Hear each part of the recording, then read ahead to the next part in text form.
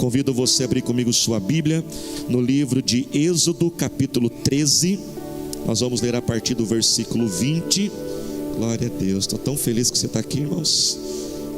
Glória a Deus, Deus vai falar muito ao nosso coração. Abra sua Bíblia, mas também abra o seu coração, amém? Êxodo capítulo 13, versículo 20. Acho que está no telão também. Os israelitas partiram de Sucote e acamparam em Etã, junto ao deserto. Versículo 21. Durante o dia o Senhor ia adiante deles, numa coluna de nuvem, para guiá-los no caminho, e de noite numa coluna de fogo, para iluminá-los, e assim podiam caminhar de dia e de noite.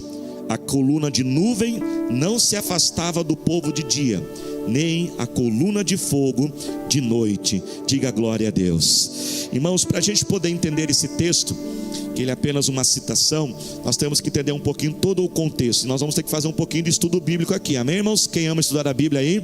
Amém? Nós temos que lembrar, irmãos, que quando José, você lembra de José, o filho de Jacó, ele foi vendido para o Egito. A Bíblia diz que ele chegou depois de uma grande trajetória, ele se tornou o governador do Egito. E quando José era governador do Egito, uma grande fome se instalou na terra. E por causa daquele período de fome, José então, como um alto cargo no governo, tinha condições de cuidar da sua família. José então trouxe toda a família dele para morar no Egito durante o período de fome. A Bíblia diz que ele chamou pai, mãe, os irmãos, cunhadas, sobrinho, em torno de 70 a 80 pessoas. E ali a Bíblia diz então que o povo de Israel, que era apenas uma família ainda, Israel era apenas uma única família, que era a família de Jacó e os seus 12 filhos e os sobrinhos, toda essa turma. Eles se instalaram no Egito e eles foram ficando, e os anos se passaram. Quase 400 anos depois, essa única família de 70 a 80 pessoas, agora já é um povo de quase 2 milhões de pessoas. Os egípcios então agora eles estão com medo dessa grande comunidade de estrangeiros que estão vivendo no meio do seu povo, no meio do seu território. Eles têm medo que essa comunidade estrangeira no meio do seu povo possa assumir cargos no governo, possa às vezes até mesmo criar uma revolução. Então eles começam a escravizar este povo. E nos últimos anos desses 400 anos, essa escravidão se intensifica. E ela se torna uma escravidão realmente assim terrível. E o povo então começa a clamar a Deus: Deus, nos tira deste lugar. Então Deus levanta Moisés. E Moisés então guia aquele povo. Ele sai do Egito depois das 10 pragas no Egito. E agora Deus leva eles então a um novo destino. Diga comigo assim: destino. E qual é esse destino? O destino é a terra de Canaã, uma terra muito boa, uma terra fértil, mas a Bíblia ela dá um outro nome, como se fosse um apelido para essa terra de Canaã. A Bíblia chama de terra prometida. Só que do Egito até a terra prometida, eles tinham que atravessar um deserto. O trajeto normal, ele levaria mais ou menos de 40 a 50 dias, eles chegariam no Egito. Como eles estavam num grupo muito grande, 2 milhões de pessoas, crianças, animais, talvez eles levariam 3 meses, 4 meses. Mas a Bíblia diz que Deus conduziu eles por um período de em torno de 1 ano e meio a 2 anos. Vamos colocar 2 anos para ficar mais fácil. Depois de 2 anos eles chegaram na terra. Por que, pastor, levou tanto tempo? Porque nesses 2 anos Deus se revelou àquele povo. Aqueles 2 anos serviu para que eles pudessem conhecer a Deus. Foram nesses 2 anos de caminhada que Deus apresentou as leis, os 10 mandamentos. Deus instituiu os levitas, os sacerdotes, os sacrifícios. Ou seja, Deus organizou aquele povo, a vida religiosa e até mesmo a sociedade civil daquele povo. O que eles teriam que fazer no caso de um acidente, como que julgava. Deus organiza aquele povo antes de entrar na terra prometida. Nós temos que entender, irmãos, que esse é sempre um padrão de Deus. Antes da bênção vem a organização. Deus não abençoa a desordem. Deus não abençoa aquilo que está bagunçado. Porque se a bênção vier na bagunça, você perde a bênção e ela é desperdiçada. E muitas bênçãos que vierem sobre nós na bagunça, ao invés de elas serem bênçãos, elas se tornam problemas sobre nós. Então por isso que Deus sempre organiza a nossa vida. Se você está passando por um período de organização e você sente que Deus está mexendo e colocando as coisas no lugares, não está sendo fácil, porque organizar não é fácil, fazer uma faxina na casa, organizar não é fácil. Deus manda dizer essa palavra ao seu coração: meu filho, persevere, porque eu estou te preparando para algo grande, eu estou te preparando para algo maior. E Deus está dando essa palavra para este culto. Eu não falei isso no culto das 9. Deus está te preparando. Naqueles 2 anos então Deus preparou o povo, até que eles chegaram então na fronteira da terra prometida. Só que teve algo, irmãos, que aquele povo fez. Aquele povo teve medo. Quando Deus falou assim: agora está tudo pronto, pode entrar na terra prometida, eles não tiveram coragem de entrar. E o medo paralisa a nossa vida. O medo nos impede de vivermos aquilo que Deus tem para a nossa vida. Eles tomaram uma decisão rebelde. A decisão foi voltar para o Egito. Deus falou assim: não vou permitir que vocês voltem ao Egito, porque se vocês voltarem para o Egito, o meu nome será envergonhado. Vão dizer entre as nações: Deus tirou do Egito, mas não teve capacidade de colocar na terra prometida. E Deus falou assim: não, vocês não voltarão para o Egito. Vocês vão agora caminhar pelo deserto. Somente os seus filhos vão entrar na terra prometida. Então Deus fez aquele povo caminhar pelo deserto por 38 anos. Por isso aquele povo caminhou 40 anos no deserto. Nunca foi a ideia inicial de Deus que eles ficassem todo esse período. Esse período a mais de 38 anos foi uma consequência do medo que eles tiveram. Mas mesmo eles sofrendo esta consequência, o amor de Deus não cessou, o cuidado de Deus não cessou. E durante todos aqueles 40 anos, incluindo os 38 anos de consequência do erro, Deus cuidou de cada um deles. Deus não deixou faltar o alimento, Deus não deixou faltar a água, Deus cuidou das vestes, as roupas nem se desgastavam, as pessoas nem ficavam doentes, Deus protegeu até a saúde. Mas algo que não faltou naqueles anos foi a direção de Deus. Deus direcionou e guiava aquele povo, e Deus colocou uma forma, nós podemos dizer assim, como se fosse um GPS divino, para guiar o povo, para onde que eles deviam caminhar no deserto, a hora de armar as tendas, estabelecer, a hora de avançar naquela caminhada. Quantos estão entendendo? Diga amém. E qual foi esse sistema de navegação de Deus, esse GPS divino? A Bíblia diz de forma muito clara que Deus colocou uma coluna de nuvem que ia na frente do povo. Durante o dia era uma coluna de nuvem, durante a noite essa coluna de nuvem se transformava numa coluna de fogo. Conforme a coluna avançava, se ela ia para a esquerda, eles iriam para a esquerda, se ela ia para a direita, eles se moviam para a direita, guiava o povo durante aquele trajeto no deserto. E quando nós olhamos para essa coluna, nós vemos um dos principais cuidados de Deus.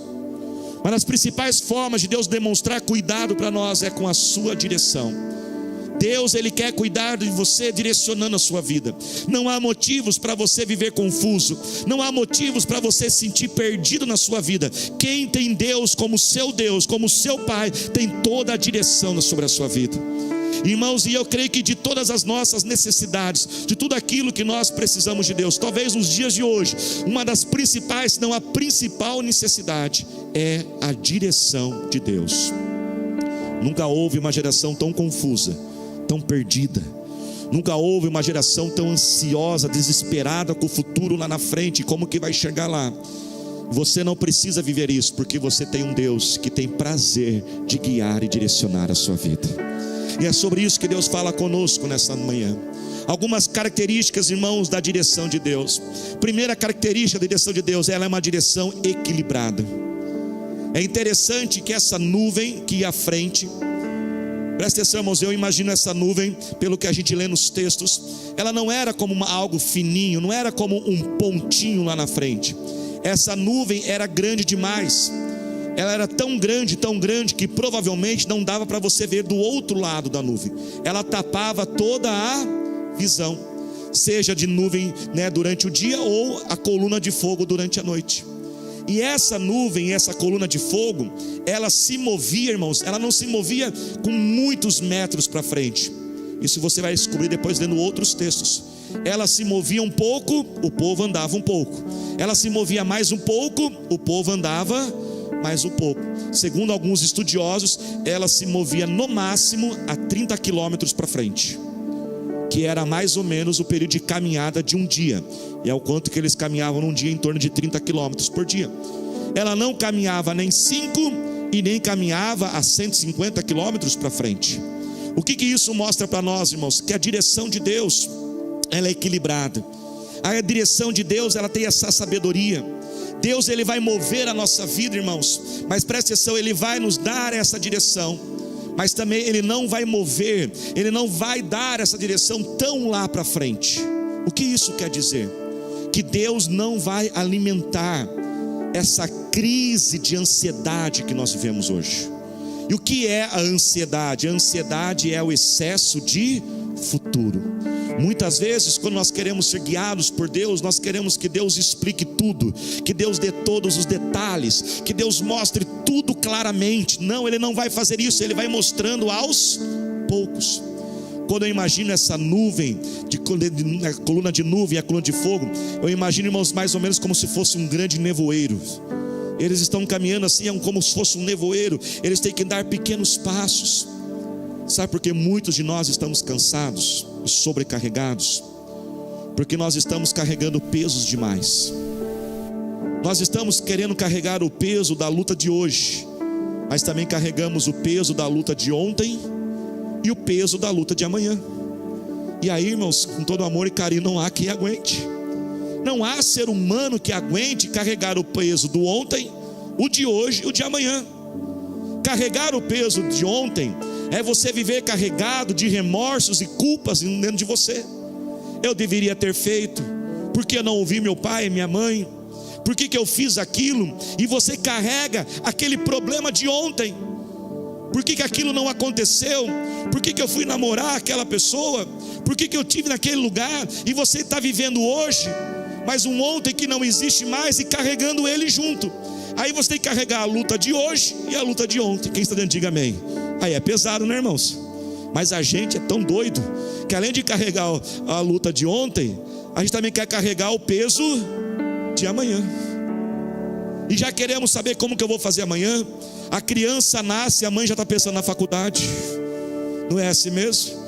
E aí a gente casa, já está pensando no neto. E a gente começou no emprego hoje, e a gente está pensando como que eu vou conseguir o próximo. E nós vivemos essa crise de ansiedade, que é um excesso de futuro.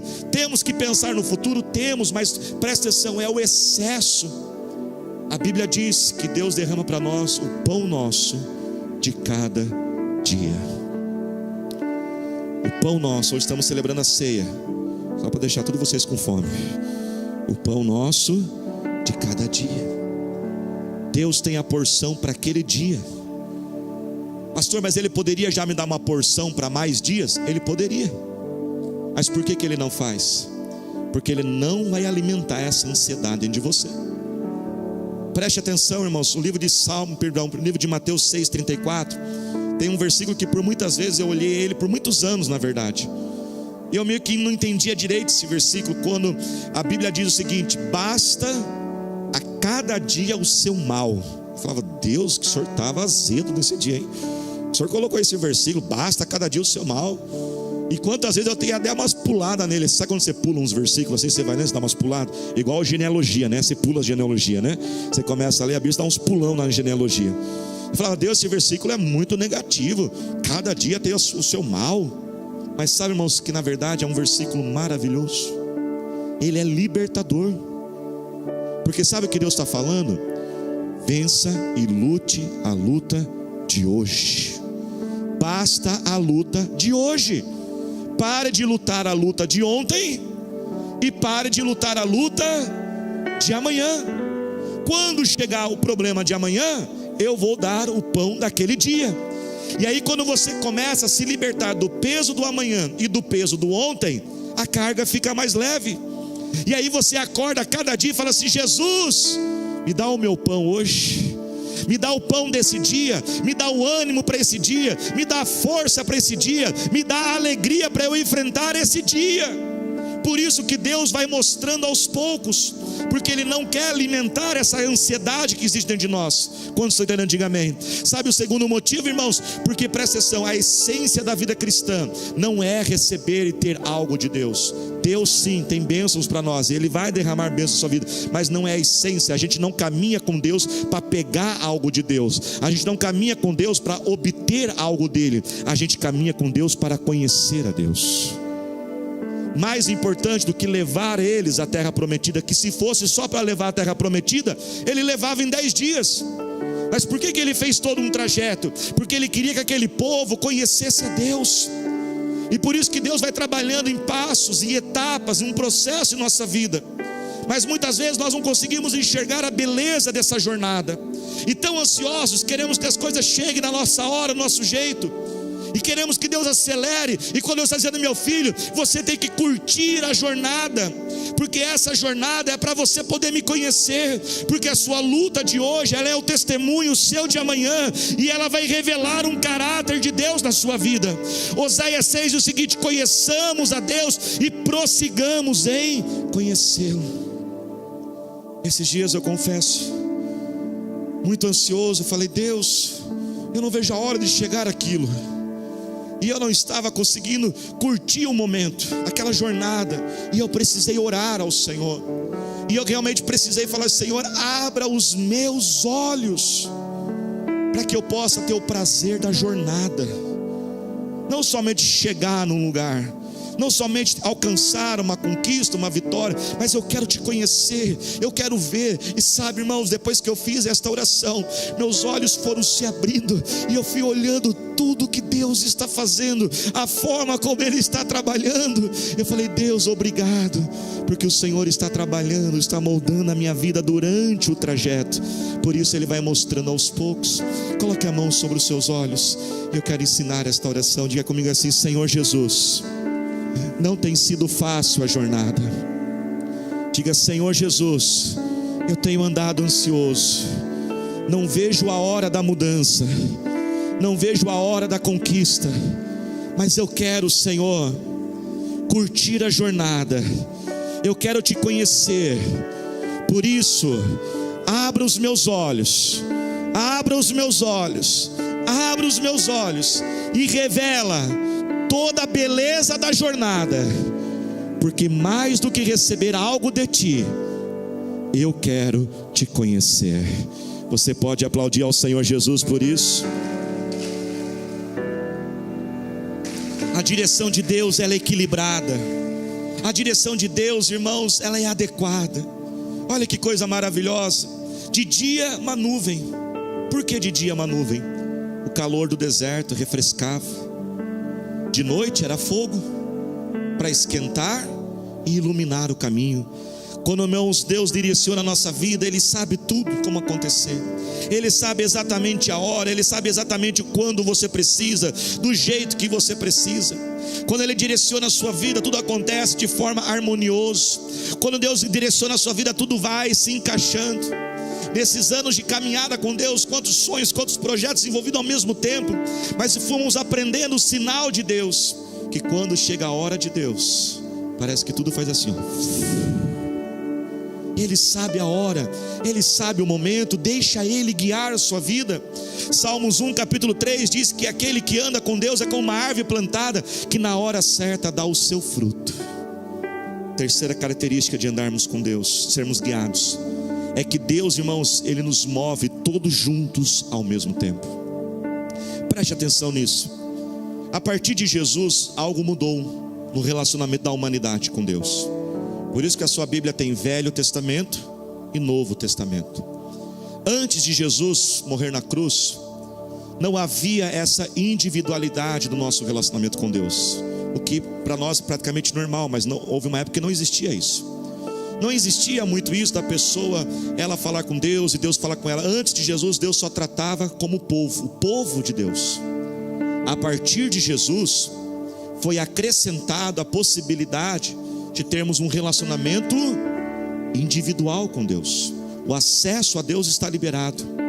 Mas preste atenção, irmãos, a individualidade é algo bonito, maravilhoso a individualidade. A individualidade faz com que cada um de nós sejamos aquilo que nós somos. Por exemplo, a pastora Thalita e eu somos casados há 20 anos, e até hoje eu não virei palmeirense, e não vou virar em nome de Jesus. Ela pressiona, meu chefe pressiona, todo mundo pressiona, não vou. E ela, eu tenho certeza que não vai virar corintiana, né? Já se manifestou lá, né? Isso é a individualidade. É legal, você tem que ter a sua individualidade, e nós temos a nossa individualidade com Deus. Mas preste atenção, o individualismo não vem de Deus. A individualidade não é um alvará para você viver isolado. Porque preste atenção, quando Cristo morre por nós na cruz e nos torna filhos de Deus, Ele acrescentou a individualidade, mas não anulou a coletividade. Eu vou repetir: Cristo acrescentou a individualidade, mas não anulou a coletividade. Continuamos sendo povo de Deus, continuamos sendo essa família de Deus, e que o Novo Testamento dá um nome para isso, vem chamar agora de igreja. Então hoje nós temos nosso relacionamento individual com Deus, mas também precisamos viver em comunidade, precisamos viver em grupo, em igreja, porque há direcionamentos de Deus na sua vida, que Deus só vai te movimentar com um grupo junto. E muitos de nós estamos confusos e sozinhos nas batalhas, porque nós não estamos vivendo com um grupo, não estamos vivendo com a família, não estamos vivendo com um coletivo. E eu chamei aqui alguns auxiliares para me ajudar. Queria que você aplaudisse a Jesus pelos meus auxiliares. Vem aqui rapidinho, rapidinho. Isso. Deixa eu escolher aqui. Eu preciso de três, vocês duas. Isso, vem aqui. Vocês três, você pode ir lá naquele canto lá. Isso. Agora preste atenção nisso. E se você vem aqui, tudo vira para frente lá. Isso. Deixa a igreja ver o rosto de vocês. Isso. Preste atenção, há direcionamentos de Deus na sua vida que vão acontecer na sua vida. Vamos imaginar que isso aqui é cada um de nós, mas ela só vai acontecer em grupo. Você tem que estar no meio de um grupo, na célula, na igreja, porque é ela que vai te conduzir a esta direção. Tem lugares que você não vai conseguir chegar lá, então faz assim rapidinho aqui o grupo. Do moço, meu filho, está cansado? Isso, vamos lá, o grupo todo aqui, ó. Faz um círculo ao redor dele, isso, rapidinho. Vamos lá, isso, rapidinho, faz um círculo. E agora vocês vão levar ele até lá. Vamos lá, o grupo está nas mãos assim, isso. Vocês têm que levar ele, ó. Deus vai te levar até lá, mas é a coletividade, a igreja te caminha junto até lá. Você não ia conseguir chegar aqui. Vamos imaginar que Deus tem algo mais alto. Eles precisariam, vocês conseguem levantar ele agora? Vai lá, isso, olha lá, ó. Vamos imaginar que a tua bênção está aqui. Você tem que ter alguém para te levantar. Haverão momentos, pode voltar lá, pode voltar, por gentileza. Haverão momentos, pode voltar. Haverão momentos que a gente está cansado. Quem já teve momentos que está cansado e sem força? Deita no chão, filho, isso, deixa no chão, você está cansado. E aí cada um vai ter que pegar num braço, na perna, vamos lá, isso. E leva até lá. Quem já precisou ser carregado pelos irmãos? Aquela palavra de ânimo, aquela força, que não é assim mesmo, né? Se empolgaram, não vem tanto para cá. Isso. Volta para lá agora. Isso. Pode parar aqui, isso. Haverão momentos que o que Deus tem para você vai te dar medo. E você vai precisar, vai lá torcendo por ele, vai, torce por ele, vai. Oh, que ânimo, gente. Uau! Tive uma coragem agora, depois, né? E aí vocês vão ter que empurrar ele, isso. Tem que empurrar ele, isso. Quem aqui já teve que tomar decisões que você estava com medo, mas Deus usou alguém para te animar e encorajar? Mas tem horas também que a gente quer ir para lugares que a gente não deve ir. E aí nós vamos ter pessoas, tem que ter pessoas ao nosso lado que vão ter que nos segurar. E quantos de nós temos entrado em lugares, em negócios, em relacionamentos, e nós entramos e nós pensamos: por que eu entrei nisso? Sabe por quê? Porque você estava sozinho e faltou alguém com quem você pudesse caminhar e segurasse você e dissesse: não, você não vai fazer isso não. E para encerrar essa parte, além dos nossos projetos, tem os projetos de Deus que só podemos fazer todos juntos. Há almas que nós precisamos ganhar para o Senhor Jesus. E nós precisamos que todos juntos, vamos lá ganhar aquelas almas para o Senhor Jesus. Um vai liderar a célula, outro vai abrir a sua casa, um vai servir no ministério infantil, o outro vai servir ali, e todos juntos nós formamos a igreja de Cristo. Você pode aplaudir ao Senhor Jesus pela vida dele? Se coloque de pé neste momento. Sabe, irmãos, eu amo Jesus. Quem ama Jesus? Mas também quem ama a igreja do Senhor Jesus. Nós precisamos amar, irmãos, a igreja. E como é bom a gente conviver. É fácil? Não é fácil. É difícil? Há dificuldades, há falhas. Costumo dizer que eu sou o primeiro motivo porque a nossa igreja não é perfeita. Não existe família perfeita. A sua família é perfeita? Não existe. Eu sou o primeiro motivo. Vocês são todos os restantes, viu, gente? Não me deixa sozinho nessa. A gente falha. A gente fala uma palavra que não devia ter falado, faz uma brincadeira que não devia ter feito. A gente erra num comunicado. É um grupo que vem para ensaiar e quem tinha que abrir a igreja esqueceu de abrir a igreja. E ficou todo mundo lá na porta. E ficou bravinho. Cadê a pessoa que era para abrir aqui a igreja? Isso é vivermos em grupo. Mas deixa eu dizer algo. Mas é melhor viver assim do que viver isolado. Sabe, irmãos, crianças, pais que estão aqui, crianças que crescem na igreja, elas têm tido um desenvolvimento muito maior. Quando a gente convive em igreja, a igreja desenvolve habilidades nas nossas vidas que nenhum lugar desenvolve. Solidariedade, generosidade, servir, se preocupar. Nós tivemos agora o batismo nas águas. O pessoal pode se preparando, trazendo as crianças. Nós tivemos agora o batismo nas águas. Você sabia que para cada pessoa que se batiza nós temos um anjo? E quando nós marcamos numa sexta-feira o treinamento de anjos, sabe quem apareceu? Uma menina de 8 anos de idade. Assim, eu estou aqui para o treinamento que eu quero ser um anjo. E eu falei, Deus, obrigado. Está funcionando a igreja. Porque para aquela menina de 8 anos se preocupar com alguém, querer ser um anjo de alguém, é porque ela está inserida numa igreja que ama, que cuida, que se preocupa. Irmãos, conviva com a comunidade, com a igreja.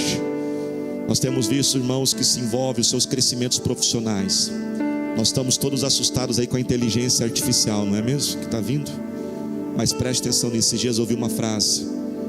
Numa era onde a frieza dos robôs vai se imperar, vai ser o calor humano a joia mais preciosa dos tempos futuros. Quem sabe se relacionar, quem sabe se preocupar, quem tem calor humano vai se sobressair em todas as profissões do futuro. E quem convive com a igreja vive isso. Por isso não viva longe do corpo. Esteja próximo, esteja perto, esteja junto. E eu queria encerrar essa mensagem parabenizando a nossa igreja. E nós louvamos a Deus porque tem sido as principais marcas, não a principal marca da nossa igreja. Mais importante do que a organização, mais importante do que o ar-condicionado. Isso não é o mais importante. O mais importante é que tem tido o amor, o coração de servo, tem tido poder, milagres, sobrenatural, a palavra de Deus. Por isso eu queria que você virasse para quem está ao seu lado e diga assim para essa pessoa: você está de parabéns. Aleluia. Diga comigo assim: eu amo Jesus. Vamos dizer mais forte: eu amo Jesus, mas eu amo a igreja também. Amém? E nós vamos ceiar neste momento.